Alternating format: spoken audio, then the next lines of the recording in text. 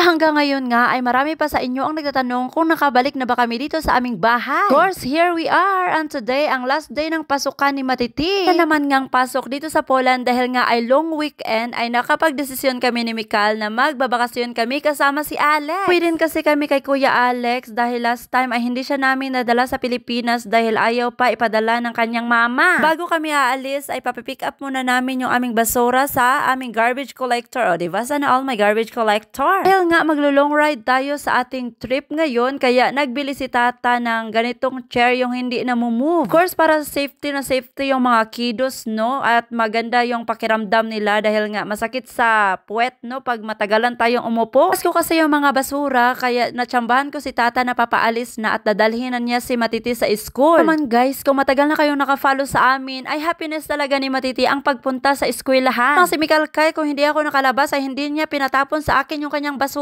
Mas na nga pala yung ating biyahe kaya si Alexander ay kinuha na ni Tata kahapon pa. Pagbalik niya ni Tata galing paaralan ay nireman niya ako agad kung kailan ba daw ako mag-iimpake. Of course, I am a Filipino at bukas na yung aming biyahe ng umaga tapos hanggang ngayon ay wala pa talaga akong naipon. And of course, kailangan kong ipunin lahat ng aming mga kargalan, isa-isahin ko yung mga dadalhin namin na importante. That time ay na-realize ko at napaakyat ako agad at kinuha ko yung aming malita para masimulan ko na agad. Kung nga napagtanto na hindi pa talaga ako tapos mag-unpack sa aming Philippine vacation at nag-aimpake na naman ako ulit. Sarang talaga ng araw, feeling ko kahapon lang kami dumating galing Pilipinas. Sa totoo lang guys, March 28 pa kami nandito na kami sa Poland. Sarang talaga ako nakabalik agad sa daily vlog kasi nga pagdating namin dito sa Poland ay sinalubong kami ng maraming problema. Heto, habang ako ay nag-iimpake ay pinatulog ko muna itong si Indayon kasi nga lagi siyang umiiyak at hindi ako makafocus sa aking mga dadalhin. Ako ang tinipon yung mga outfitan ni Lily at na-realize ko na parang wala naman akong space para sa akin at saka kay Matt, kay Lily na lang lahat. Yun ay binawas-bawasan ko agad para naman malagay ko itong aking pang swimming outfit. Lagay ko pa sa maleta is yung damit ni Lily at yung sa akin pero parang hindi na magkasya ang lahat. Hindi lang damit yung ilalagay ko dyan, yung mga gatas, mga diaper,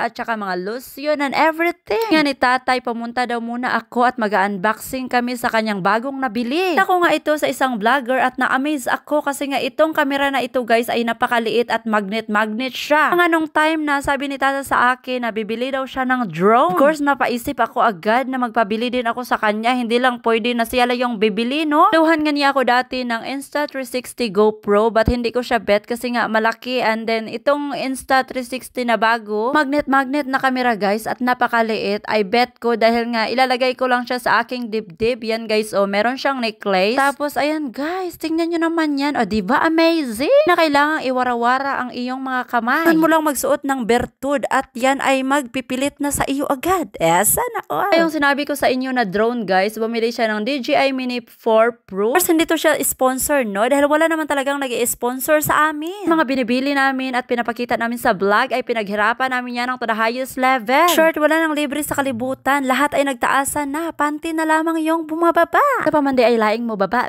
comment dayon para makahibaw pud ko. Ikla nga tayo dito sa ating unboxing galore, no? First time ko nga nakahawak nitong controller at built-in na pala yung kanyang screen. Kakaalam ko kasi dati ay kailangan mo pang ilagay yung cellphone mo para makita mo kung nasaan na yung drone at yung mga view. DJI Mini Pro 4 guys ay built-in na yung screen at meron na siyang camera sa drone na lumilipad. Ay Tata, pagkatapos ng unboxing namin ay lalabas kami at magta-try nito. Na nga ang kanyang mga abubot. Aside from this controller ay meron siyang paganyan, DJI at meron siyang 3 battery. Ko anong pangalan nitong mga wire-wire na ito, mga for charging, and ito yung 2 battery. Then ito na rin yung ating na-unbox kanina, yung aking camera. Pagkatapos nga ng unboxing ay napahugas ako at bumalik ako sa taas agad. Nga gumising na naman itong si Inzayon at nag-impake na naman ako ulit. Kapit na rin kasi mag alas 4 and that time ay babalik na si Matiti dito sa bahay. Pero alam nyo na ang mangyayari, napaka-hyper na Matiti at ako na naman yung magbantay bata 1, 2, 3 dahil si Tata mamaya ay mag-gym at meron siyang customer. Habang wala pa si Matiti ay bilis-bilisan ko na dito dahil hindi ko pa na-impake ang kanyang mga damit. Paano ba magbilis-bilisan ito guys at si Lily ay napaka-disturban sa aking kinabuhi. O, tingnan yung ginagawa niya. Gigising niya lang kasi kaya ayaw niyang magpalagay sa crib. Gusto niya lang na na samok-samukin ako dito sa aking mga ginagawa. Ang ako tapos mag-impake ay lumabas na kami agad kasi nga gusto kong makita yung first flight ni Tata, o diba piloto yarn. Sabi ni Tata ay hindi daw madali yung pagpapalipad ng drone. Ayan na nga guys, ay lumapad na siya para siyang palaka. Habang ang lumilipad na yung drone ay nag-cheer up itong kaniyang prinsesa, o diba Princess Kazay. Ito nga kay Tata ay capture mo yung ating bahay, o diba sana all na lang Jod, naka-drone na kami guys. Almost 4 years, first time nagkaroon na kami ng drone at makikita nyo na yung mga awin, yung mga gagandang tanawin guys. Maganda talaga pag meron kang drone kasi mapapakita mo yung himpapawid. Tapos nga nilang pinraktisan yung drone ay yung bola na naman yung pinraktisan nila ni Alex. O diba, tinapon yung bola sa labas. Ayun na yung nangyari guys, lumabas na yung bola.